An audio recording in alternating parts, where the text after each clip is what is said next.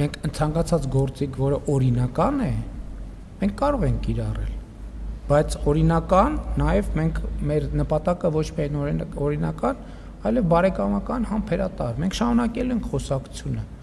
Մենք չենք փակվելու, մենք շարունակելու ենք խոսակցությունը, իսկ ինչ իրավական հիմքով է երկաթուղին արվում, իրավական հիմքի ձևակերպումը իրավաբանների հարցն է, բայց դա մեր սեփականությունն է, մենք մեր սեփականությունը վերականգնում ենք, վերանորոգում ենք, ում պետք է արդարանանք դրա համար։ Այսինքն մեր սեփականությունն է, մենք մեր տունը նորոգում ենք։ Այսինքն մենք չէ, ես այդ հարցին արդեն պատասխան։ Դա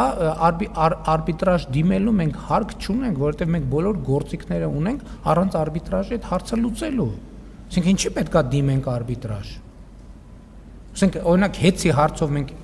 արբիտրաժ դիմեցինք,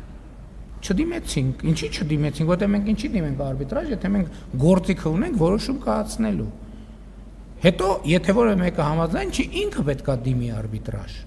Այսինքն մենք արբիտրաժ դիմելու ոչ մի անհրաժեշտություն չունենք։ Սրա մասին է խոսքը։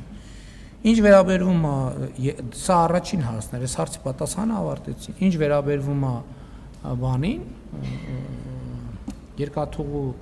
վերականգնումը, մեր երկաթուղին է վերականգնում ենք, ինչ խնդիր կա։ Իրավական ներողություն եմ խնդրում, մի րոպե։ Կառավարությունը երբ որ որոշում է կայացրել, իր իրավական հիմքերը նախագծի տակ դրված են, որ նայեք, այնտեղ իրավական հիմքերը գրած կան։